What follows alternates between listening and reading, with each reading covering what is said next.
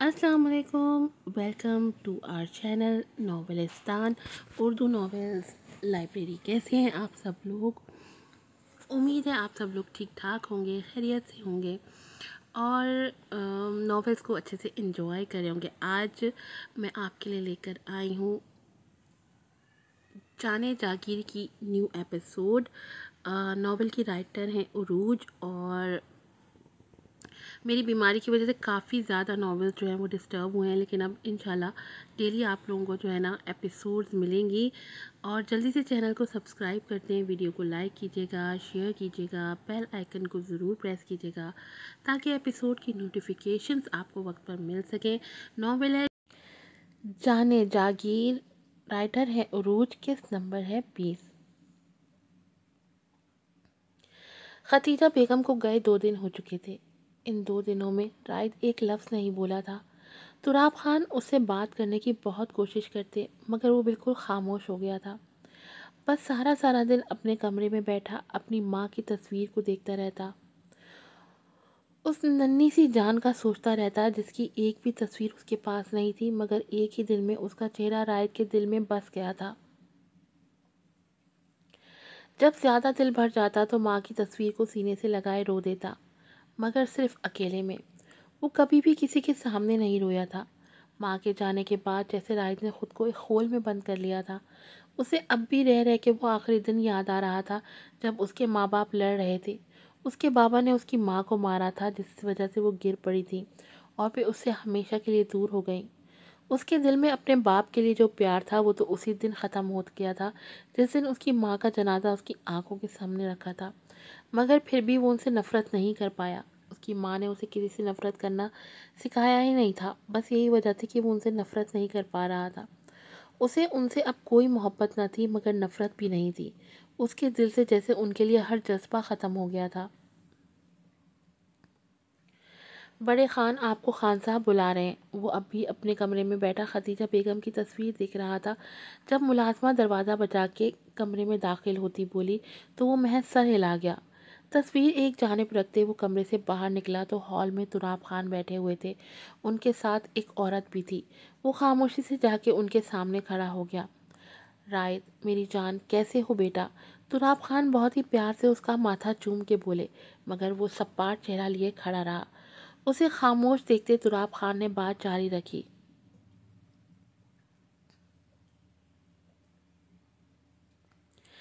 دیکھو بیٹا، تمہاری ماں اب جا چکی ہے، وہ اب واپس تو نہیں آئے گی، اور تم ابھی چھوٹے ہو، تمہیں ایک ماں کی ضرورت ہے، اس لیے میں نے دوسری شادی کی ہے۔ یہ نور ہے، اب سے یہی تمہاری ماں ہے۔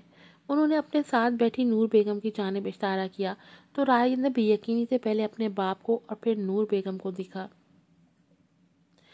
اسے یقین نہیں آ رہا تھا کہ ابھی اس کی ماں کو گئے دن ہی کتنے ہوئے تھے جو اس کا باپ ایک دوسری عورت کو بیاہ کے لے آیا تھا۔ ماما کو گئے ابھی صرف 2 دن ہوئے ہیں اور آپ ان کی جگہ کسی اور عورت کو لے آئے۔ رائد کا لہجہ دکھ سے بھرا ہوا تھا۔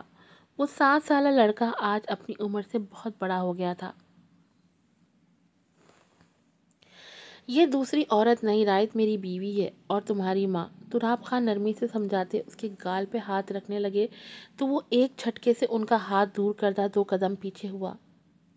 میری ماں کی جگہ کوئی دوسری عورت نہیں لگ سکتی، یہ صرف آپ کی بیوی ہیں، ان کا مجھ سے کوئی رشتہ نہیں۔ وہ چیخ کے کہتا اپنے کمرے میں بھاگ گیا تو تراب خان گہری سانس بھر کے رہ گئے۔ رائد اپنی ماں سے بہت پیار کرتا ہے نور، مگر اب تم نے اس کے دل سے اس کی ماں کا پیار نکال کے اپنی جگہ بنانی ہے، سمجھی؟ تراب خان اٹھتے ہوئے نور بیگم سے بولے، جبکہ وہ تو اتنے سے بچے کو کی اتنی بڑی بڑی باتیں سن کے پریشان ہو گئی تھی، انہیں اس بچے کا بچپن صاف چھنتا نظر آ رہا تھا۔ تراب خان انہیں اپنے ساتھ آنے کا کہتے آگے بڑھ گئے تو وہ بھی اضطراب میں اٹھتی ان کے پیچھے بڑھ گئیں۔ ان کے دماغ میں تراب خان کی بات چل رہی تھی، وہ کیسے ایک اولاد کے دل سے اس کی ماں کا پیار نکال سکتی ہیں؟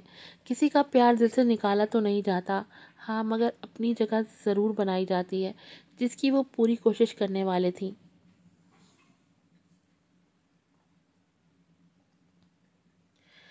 ٹھک ٹھک، رائد بیٹا، کیا میں اندر آ جاؤں؟ دروازے پہ دستک دیتی وہ دہلیز پہ کھڑی بیڈ پہ اپنی کتابیں پھیلائے بیٹھے رائد سے پوچھنے لگی۔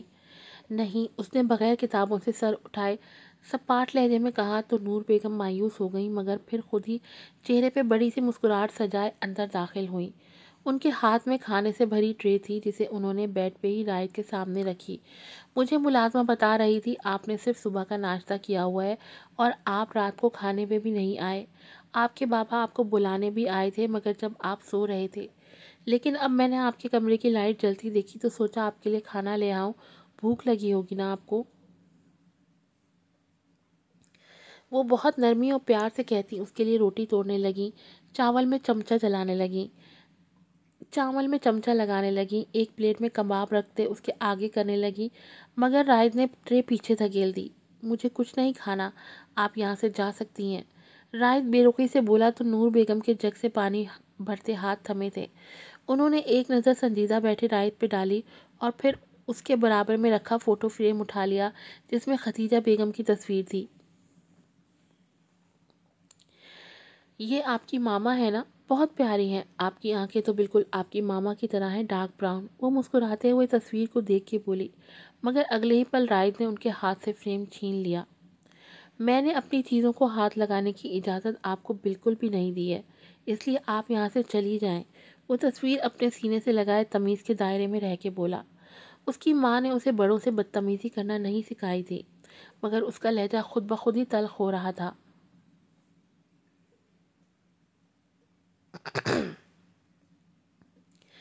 رائد بیٹا، میں یہاں آپ کی ماما کی جگہ ہرگز لینے نہیں آئی، ان کی جو جگہ ہے وہ وہی رہے گی۔ میں تو بس آپ کی ماما کی طرح آپ سے پیار کرنے آئی ہوں، آپ کی ماں بن کے آپ کا خیال رکھوں گی۔ وہ دھیرے سے کہتی اس کے سر پہ ہاتھ پھیرنے ہی لگی تھی کہ رائد نے اپنا سر پیچھے کر لیا۔ میری ماما اس دنیا سے جا چکی ہیں اور ان کے بعد کوئی میری ماما نہیں بن سکتا۔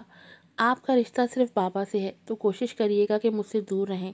میری ماما نے مجھے بڑوں کا ادب کرنا سکھایا ہے، مگر مجھے ایسا لگ رہا ہے جیسے میں ادب کرنا بھول جاؤں گا، اس لیے آپ دور رہا کریں مجھ سے۔ وہ دھیرے مگر بے تاثر انداز میں کہتا فریم لیے اٹھ کے بالکونی میں چلا گیا، اور نور بیگم نے دکھ سے اس کی پشت کو دیکھا۔ انہیں اس کا لہجہ، اس کا انداز کچھ برا نہیں لگا تھا۔ رائد کا ایسا ریئیکٹ کرنا نارمل تھا۔ کوئی بھی بچہ اتنی جلدی اپنی ماں کی جگہ کسی اور عورت کو نہیں دے سکتا، مگر وہ رائد کے دل میں جلد جگہ بنا لیں گی یہ انہیں یقین تھا، مگر ان کا یہ یقین صرف یقین ہی رہ گیا۔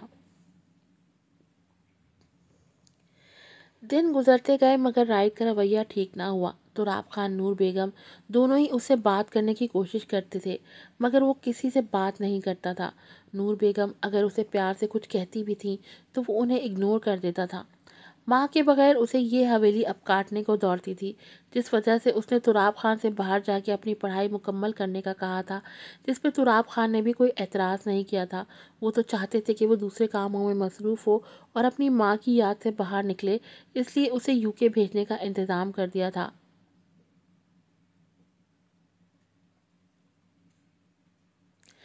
آج اس کی سالگرہ تھی اور کل اسے UK کے لیے نکلنا تھا۔ ہر سال اس کی سالگرہ بہت دھوم دھام سے منائی جاتی تھی۔ آخر وہ تراب خان کا اکلوتا بیٹا تھا، ان کا وارث تھا، جس کی سالگرہ میں وہ کوئی کمی نہیں چھوڑتے تھے۔ وہ اپنے کمرے سے نکلا تو تراب خان ملازموں کو سمجھا رہے تھے، جبکہ آدھے ملازم حویلی کی سجاوٹ میں مصروف تھے۔ یہ سب کیا ہو رہا ہے؟ وہ ہال کے بیچ میں کھڑا ہوتا سنجیدگی سے استفسار کرنے لگا تو سب اس کی جانب متوجہ ہوئے۔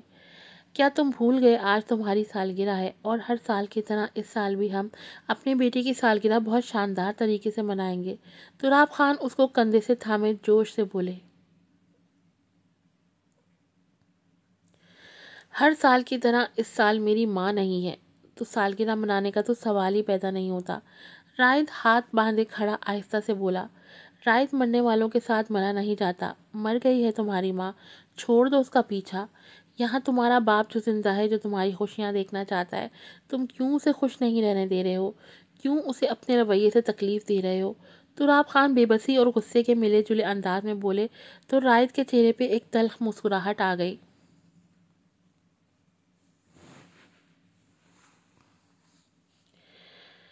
آپ کو اپنی تکلیف نظر آ رہی ہے، مگر میری ماں پہ ہاتھ اٹھانے سے پہلے آپ بھول گئے تھے کہ ان کی طبیعت خراب ہے۔ رائد طنزیہ بولا تو انہوں نے لب بھینچی۔ وہاں موجود سارے ملازم ایسے بن گئے تھے جیسے وہاں موجود ہی نہ ہو۔ ہوئی कोई भी उनकी जानिब नहीं देख रहा था, मगर सबके कान वहीं लगे हुए थे। राइट, वो सब गुस्से में हुआ था। और क्या तुमने सुना नहीं था तुम्हारी माँ क्या कह रही थी? वो मुझसे ऊंची आवाज में बात कर रही थी।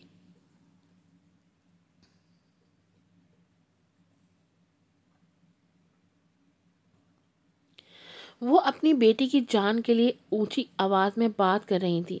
वो आपको समझा रही थी। जब भी रायत उनकी बात काटते बेहद सर्द लहजे में बोला।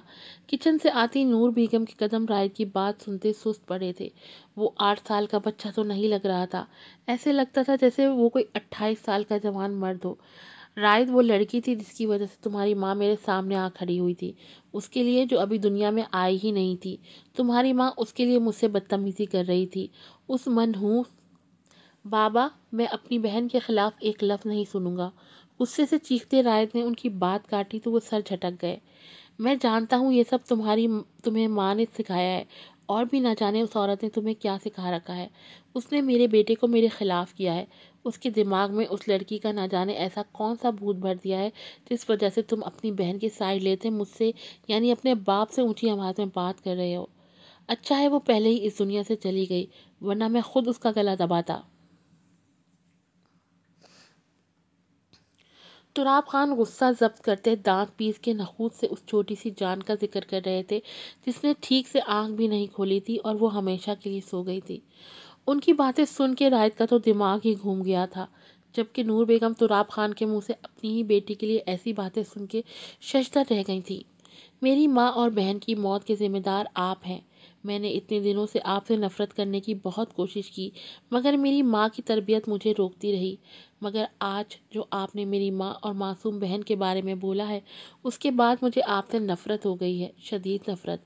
राहिद लाल सुर्ख आंखों से उन्हें देखते बोला। उसके लहजे में क्या न था, दुख, अफसोस, गुस्सा, गम, जैसे वहां मौजूद सबने उसे महसूस किया था। राइट बेटा, ये क्या कह रहे हो? अपने जान से अजीज बेटे के मुंह से खुद के लिए नफरत के का इजहार सुनते तुराब खान तड़पते उसकी जानिब बढ़े। आपने सुना नहीं, नफरत करता हूँ मैं आपसे, दूर रहे मुझसे। राइट पूरी कुव्वत से धारता अपने कमरे में भाग गया। पीछे हॉल में एक सन्नाटा छा गया था, मौत का सन्नाटा।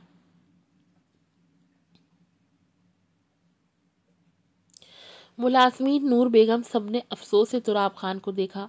वो कैसे बाप थे जो इतने आराम से अपनी बेटी के मरने की बात कर गए थे। मगर आज जो रायत ने किया वो नूर बेगम को बिल्कुल ठीक लगा था। वो उसी के काबिल थे। नूर बेगम सर थामे सोफे पे बैठे तुराब खान को देखती वापस किचन की जानिब बढ़ गई।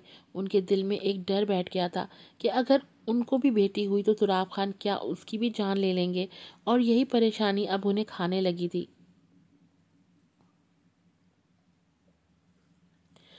सुबह हुए हंगामे के बगैर हवेली बिल्कुल खामोश थी। तुराब खान सुबह के निकले हुए थे मगर रात के 1 बजे तक भी हवेली नहीं लौटे थे।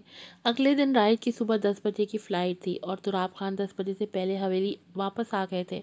राइट ने सारा सामान रात में ही मुलाजमत से कहकर पैक करवा लिया था, मगर वो कल से ही अपने कमरे से नहीं निकला था।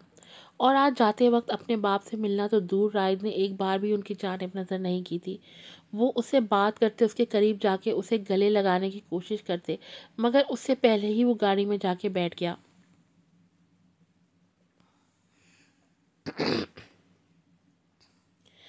तुराब खान उसे खुद एयरपोर्ट छोड़ने गए थे। वो उसे अपने एक दोस्त के साथ भेज रहे थे जिसका सारा बिजनेस यूके में था। राहिद वहां जाके एक हॉस्टल में रहने वाला था। एयरपोर्ट पे उतरते ही तुराब खान के दोस्त उन्हें मिल गए थे। उनसे दुआ सलाम के बाद उन्होंने राहिद का सामान उन्हें दिया और राहिद से मिलने उसकी जानिब बढ़े।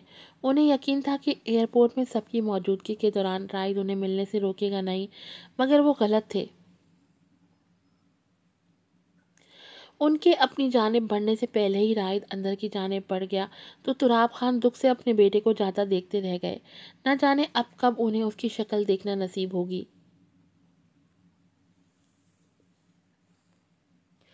हाल यूके जाने के बाद भी मेरी माँ की यादें, वो आखिरी मंजर जब मेरे बाप ने मेरी माँ पे हाथ उठाया था, वो मेरे दिमाग से जा ही नहीं रहा था। मैं बहुत चिड़चिड़ा हो गया था जब मेरे दोस्त मुझे एक क्लब लेके गए। वहाँ मैंने पहली बार शराब पी थी और फिर मुझे से अपने होश को बैठा था। उसके बाद मैं पुरानी यादों को मिटाने के लिए रोज़ ही शराब पीने लगा था, जिस वजह से मुझे इसकी आदत लग गई। राहित ग्रिल पे हाथ टिकाए आसमान को देखते बोला,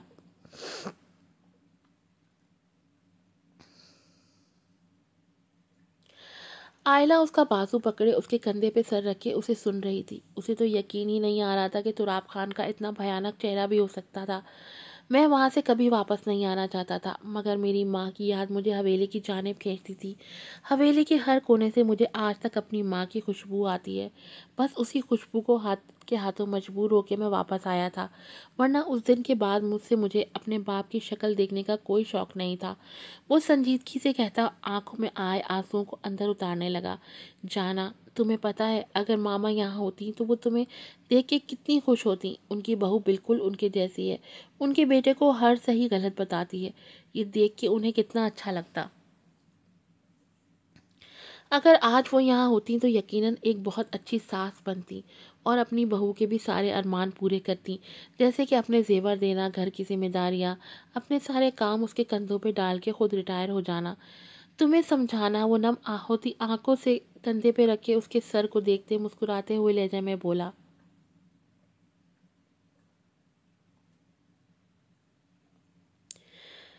यकीनन वो यहाँ होती तो हमारी उनसे अच्छी दोस्ती हो जाती, मगर नूर मामा भी बहुत अच्छी हैं।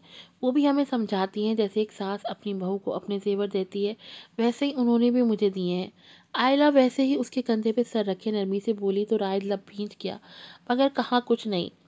इस सब में मामा का कोई कसूर नहीं है, वो तो कुछ जानती ही नहीं थी तब इस बारे में। और नवाल और जसलान भाई, उस सब में उनका भी कोई कसूर नहीं है। गलती बाबा ने की है, जिसकी सज़ा आप बाकी 3 लोगों को क्यों दे रहे हैं। आयला उसके कंधे से सर उठाती प्यार से कहने लगी तो राहिद ने खाली नज़रों से उसे देखा। आपने अपनी मामा से वादा किया था ना कि आप अपनी बहन का ख्याल रखेंगे, तो नवाल भी तो आपकी ही बहन है। न सगी ना सही, लेकिन है तो आप लोगों का ही खून। आप उसका ख्याल रख के भी तो अपनी माँ से किया गया वादा पूरा कर सकते हैं। जो कुछ भी हुआ है उसमें उन लोगों की तो कोई गलती नहीं है। आप फिर उनसे क्यों बेरुखी बरतते हैं।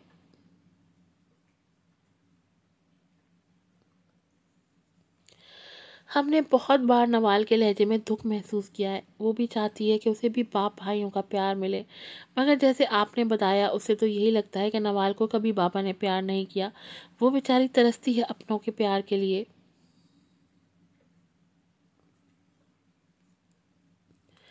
राइट, प्लीज़ आप नवाल को तो उसका हक दे दें, एक भाई का मान दे दें।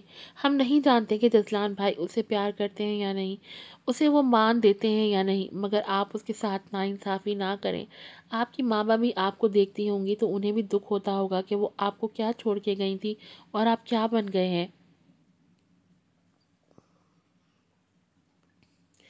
हम ये नहीं कहेंगे कि आप बाबा को माफ़ कर दें, उन्होंने जो कुछ किया वो बहुत गलत किया है, लेकिन इसमें जसलान भाई, नवाल और मामा तो शामिल नहीं थी ना। वो तो बेकसूर हैं, फिर आप क्यों अपने लहजे से उन्हें दुख पहुंचा रहे हैं। राइट, हम आपकी बीवी हैं, आपको अच्छा बुरा समझाना हमारा काम है। बाकी आपकी मर्जी है आप क्या करते हैं। आप बड़े भाई, आप बड़े हैं, सारी बातें रिश्तों की नज़ाकतों को अच्छे से समझते हैं। ग्रिल पे रखे उसके हाथ पे अपना हाथ रखती बोली तो राइट गहरी सांस भर के उसकी जाने मुतवज्जा हुआ। आयला की बातें सही थी, मगर वो फिलहाल कुछ नहीं सोचना चाहता था। माजी सोचते उसकी आंखों के सामने ज़मीन पे पड़ी तड़पती हुई माँ आ जाती, जिस वजह से उसका दिमाग अभी कुछ सोचने समझने की कंडीशन में नहीं था।